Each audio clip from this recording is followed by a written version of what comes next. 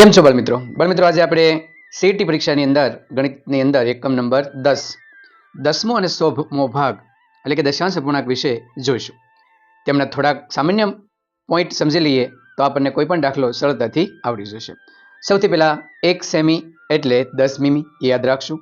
1 મીમી એ 1 સેમીનો 10મો ભાગ આપણે કહી શકીએ. દાખલા તરીકે અહીં 10 છે તો 10 માંથી આપણે 1 આ રીતે એને આપણે બતાવી શકીએ છીએ, અથવા 0.1 પણ દર્શાવી શકીએ છીએ. જો 5 મીમી લેવા હોય તો એ 10 માંથી 5, કુલ છે 10, એમાંથી 5 એટલે એને આપણે 0.5 સેમી રીતે દર્શાવી શકીએ છીએ. હવે છેદમાં 100 હોય એવું ક્યારે બને? તો કે 1 મીટર બરાબર 100 સેમી, એટલે કે મીટર અને સેમી હોય ત્યારે આવું બની શકે. રૂપિયા અને પૈસા હોય ત્યારે, કારણ કે 1 રૂપિયો એટલે 100 પૈસા. તો આ બે બાબતો આપણે ખાસ યાદ રાખશું. કે તમને કીધું હોય કે 0.75 રૂપિયા, તો સમજવાનું એ 75 પૈસા બતાવે છે. ચાલો 15 સેમીને મીટરમાં ફેરવો તો કે 0.15, એને આપણે આ રીતે દર્શાવી શકીએ છીએ. ત્યાર પછી 72 સેમી છે એને મીટરમાં ફેરવીએ તો 0.72 એવી રીતે બતાવી શકીએ છીએ. જો પોઈન્ટ પછી 2 અંકો આવે છે, કારણ શું? કારણ કે એનો અર્થ છે 100, એટલે કે એ દશાંશ નહીં પણ શતાંશના રૂપમાં કામ કરે છે. એવી રીતે પૈસા જોઈએ, 7 પૈસા. જો 0.07 તો એને 0.7 લખી શકાય? તો કે ન લખી શકાય, કારણ કે નીચે પોઈન્ટ પછી 2 અંકો એટલે શતાંશની અંદર આપ્યું છે, એટલા માટે માત્ર 7 પૈસા છે, એટલા માટે એને 0.07 બતાવી શકીએ છીએ. 85 પૈસા એટલે કે 100 પૈસામાંથી 75 પૈસા લીધેલા છે, હજી રૂપિયો પૂરો થયો નથી, એટલે આપણે એને 0.85 અથવા 0.85 બતાવી શકીએ છીએ. અહીં 85 છે એટલે આપણે 0.85 બતાવી શકીએ. તો આ રીતે આપણે શતાંશની અંદર યાદ રાખીશું. હવે આવે છે સહસ્ત્રાંશ. એની અંદર કયા કયા એકમ આવે છે? કિલોમીટર, મીટર, લીટર અને મિલી. અને હજુ પણ એક આવશે કિલોગ્રામ, એટલે કે 1 કિગ્રા બરાબર 1000 ગ્રામ. એટલે આ 3 એકમની અંદર આપણે 1000 લઈ શકીએ છીએ. તો ગ્રામ રીતે આપણે એને બતાવી શકીએ છીએ. તો એવા મુદ્દાઓ અહીં આપ્યા છે. 375 મીટર ને કિલોમીટર કરવા હોય તો 0.375, કારણ કે પોઈન્ટ પછી 3 અંકો આવવા જોઈએ, કારણ કે છેદમાં 1000 આવે છે એટલા માટે, કારણ કે કિલોમીટર એટલે 1000 મીટર થાય છે. 550 મિલી તો એને 0.550 લીટર તરીકે આપણે બતાવી શકીએ છીએ. 22 મીટર, ખાલી 22 આપ્યા હોય ત્યારે 0.022 બતાવવાના છે, કારણ કે છેદમાં 1000 છે, અહીં કિમીની વાત છે એટલે 1000 હોવા જોઈએ, એટલે પોઈન્ટ પછી 3 અંકો આવવા જોઈએ. ખાલી 50 મિલી હોય તો એને પણ આપણે 0.050 આ રીતે આપણે લીટરમાં બતાવવાના છે, કારણ કે તેમાં 1000નો ઉલ્લેખ આપણે કરીએ છીએ. હવે અડધો રૂપિયો કે અડધો મીટર, તો આખો રૂપિયો એટલે 100 પૈસા, આખો મીટર એટલે 100 સેમી, તો અડધા થાય 50. ચોથા ભાગનો 1/4 એટલે ચોથો ભાગ. હવે ચોથો ભાગ કરીએ, 100નો જ્યારે તમે ચોથો ભાગ કરશો એટલે 100ના 4 ભાગ પાડશો એટલે આવશે 25. એટલે જો અહીં 25 આપ્યું છે. ચોથા ભાગનો રૂપિયો હોય અથવા ચોથા ભાગનો મીટર હોય તો 25 પૈસા અથવા 25 સેમી યાદ રાખવાનું છે. હવે આવે છે 3/4, એને આપણે શું બતાવીએ છીએ? પોણો. તો પોણો ભાગ આપણે એને બતાવીએ છીએ, એટલે કુલ 100ના 4 ભાગ કરીએ તો 25 આવે, એવા આપણે 3 ભાગ લઈએ તો આવે 75. તો આપણે યાદ રાખશું, પોણો રૂપિયો એટલે 75 પૈસા, પોણો મીટર એટલે 75 સેમી. આ રીતે આપણે 100 હોય ત્યારે યાદ રાખવાનું છે. હવે 1000 હોય ત્યારે શું? અડધો કિલોમીટર, આખો કિલોમીટર એટલે 1000, તો અડધો કિલોમીટર એટલે 500. તો જો અહીં 500 મીટર અથવા 500 મિલી. જો અડધો લીટર આપ્યો હોય તો 500 મિલી, અડધો કિમી આપ્યો હોય તો 500 મીટર. તો એકમ પ્રમાણે આપણે તેને જોઈશું. હવે ચોથો ભાગ, 1000ના જ્યારે આપણે 4 ભાગ કરશું તો જવાબ આવશે 250, કારણ કે અડધા 500, એના અડધા એટલે 250. તો કિમી હોય તો 250 મીટર અને લીટર હોય તો 250 મિલી. હવે પોણો કિલોમીટર હોય અથવા પોણો લીટર હોય ત્યારે એ ચોથો ભાગ આપણો 250 થયો, એને ગુણ્યા ત્રીજો ભાગ એટલે 3 લેશું, એટલે જવાબ આવશે 750. તો પોણો લીટર હોય તો 750 મિલી કહી શકાય, અથવા પોણો કિમી હોય તો 750 મીટર કહી શકાય. આ રીતે આપણે ખાસ એકમો યાદ રાખીશું. ચાલો ઉદાહરણ જોઈ લઈએ. સીઈટીની અંદર પરીક્ષામાં આવું પૂછાય. સાદો અપૂર્ણાંક આપ્યો હોય તો એને દશાંશ અપૂર્ણાંકમાં ફેરવવાનો હોય. જો 2/10, 10માંથી 2, હેઠે 10 છે એટલે 0.2 આવશે, એટલે પોઈન્ટ પછી એક જ અંક આવશે. 10માંથી 7, 0.7. હવે ઉપર 19 આપ્યા છે. ઘણીવાર આવું આવે ત્યારે તમારે શું કરવું એ આપણે જોવાનું છે. તો નીચે 10 છે એટલે પોઈન્ટ પછી એક અંક રહેવો જોઈએ, તો વચ્ચે આપણે પોઈન્ટ મૂકવો પડે, 1.9. એ આપણે ખાસ યાદ રાખવાનું છે. જ્યારે 10 હોય ત્યારે પોઈન્ટ પછી એક અંક આવવો જોઈએ, એ વસ્તુ ખાસ યાદ રાખવાની છે.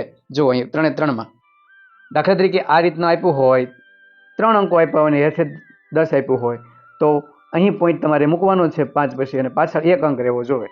પાછળથી એક અંક મૂકીને તમારે પોઈન્ટ મૂકી દેવાનો છે. હવે 100 હોય ત્યારે 23/100. હવે 100 છે એટલે 0.23 થશે, કારણ કે પોઈન્ટ પછી બે અંકો રહેવા જોઈએ. અહીં જુઓ 7/100 છે, તો 7/100 છે એટલે પોઈન્ટ પછી બે અંકો રહેવા જોઈએ, એટલે 0.07 એમ આપણે બતાવવાનું છે. જો અહીં બતાવ્યું છે, તો આપણે ખાસ યાદ રાખીને આપણે જોવાનું છે, કારણ કે છેદમાં 100 છે એટલે પોઈન્ટ પછી બે અંકો રહેવા જોઈએ. ન હોય તો 0 મૂકીને પણ બે અંકો કરી દેવાના છે. અહીં જુઓ 234/100. 100 છે એટલે પોઈન્ટ પછી બે અંકો રહેવા જોઈએ, એટલે 34 પછી તરત પોઈન્ટ મૂકી દીધો છે. એવી રીતે 1000માં 1000 આપ્યા છે, તો 500/1000 છે, એટલે 500/1000 હોય ત્યારે આપણે પોઈન્ટ પછી 3 અંકો આવવા જોઈએ, એટલે 0.500. આ રીતે આપણે સહસ્ત્રાંશની અંદર બતાવી શકીએ છીએ. ત્યાર પછી અહીં 36/1000 આપ્યા છે, ખાલી ઉપર 36 છે, 36 અને એના છેદમાં 1000. તો આવું આપ્યું હોય 3, તો તમારે અહીં 0.36 આવી રીતે બતાવવાનું છે. એટલે કે પોઈન્ટ પછી તમારે 36 છે અને છેદમાં 1000 છે, એટલે 0.36 બતાવવું પડે, કારણ કે પોઈન્ટ પછી 3 અંકો આવવા જરૂરી છે. એટલે ખાલી 36 હોય તો 0.036 બતાવવાનું છે. ઉપર 4 અંકો છે, તો પાછળથી 1, 2 અને 3 પછી પોઈન્ટ મૂકી દેવાનું છે, એટલે 2.626. એવી રીતે દશાંશ પૂર્ણાંકમાંથી સાદા પૂર્ણાંક ફેરવી શકીએ છીએ. ખાલી પોઈન્ટ જોવાનું છે. પોઈન્ટ પછી એક અંક છે એટલે 8/10. પોઈન્ટ પછી એક અંક છે એટલે 25/10. પોઈન્ટ પછી એક અંક છે એટલે પૂરેપૂરા 35. તો અહીં આપણે ખાસ જોવાનું છે કે કઈ રીતે એનું પરિવર્તન થાય છે. હવે આપણે 0.23 આપ્યા છે, પોઈન્ટ પછી બે અંકો છે એટલે 23 ઉપર મૂકશું, અને પોઈન્ટ પછી બે અંકો છે હેઠે આવશે 100. અહીં 12.25 છે એટલે બધી આખી સંખ્યા એમને મૂકી દઈશું, 12 ને 25, અને પોઈન્ટ પછી બે અંકો હતા એટલે હેઠમાં લખશું 100. તો આ રીતે આપણે એને બતાવી શકીએ છીએ. તો આ રીતે દર્શાવ્યા છે. 0.70, તો જો 0.70 છે તો 70/100 આવશે 100, કારણ કે પોઈન્ટ પછી બે અંકો છે. તો આ રીતે આપણે લખી શકીએ. એવી રીતે 1000 0.925, પોઈન્ટ પછી 3 અંકો છે એટલે 925, 3 અંકો છે એટલે એની પાછળ આવશે 1000, કારણ કે 1000 ને 3 મીંડા હોય છે, પોઈન્ટ નીકળી જશે. અહીં પણ એવું જ છે. 0.002, પોઈન્ટ પછી 3 અંકો થાય છે એટલે ઉપર 2 મૂકી અને છેદમાં આપણે 100 લખશું, કારણ કે પોઈન્ટ પછી 3 અંકો છે. એવી રીતે અહીં પણ જુઓ 23.526, બધાને ભેગા કરી દઈશું, 526 બધું ભેગું. પોઈન્ટ પછી 3 અંકો હતા એટલે હેઠે આવશે 1000, તો હેઠે આપણે 1000 લખીશું. જો અહીં લખેલું તમને દેખાય છે.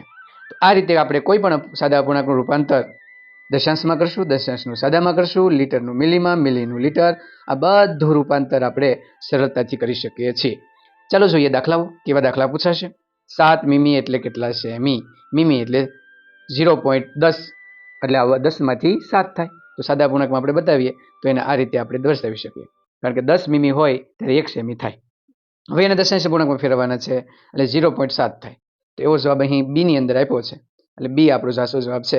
અહીં 0.07 છે એટલે નીચે 100 આવી જાય. અહીં 0.07 છે એટલે 1000 આવી જાય. એટલે આપણે મીમી આપ્યું છે એટલે આપણે 0.7 લેશું. હવે એક બીજો દાખલો જોઈએ.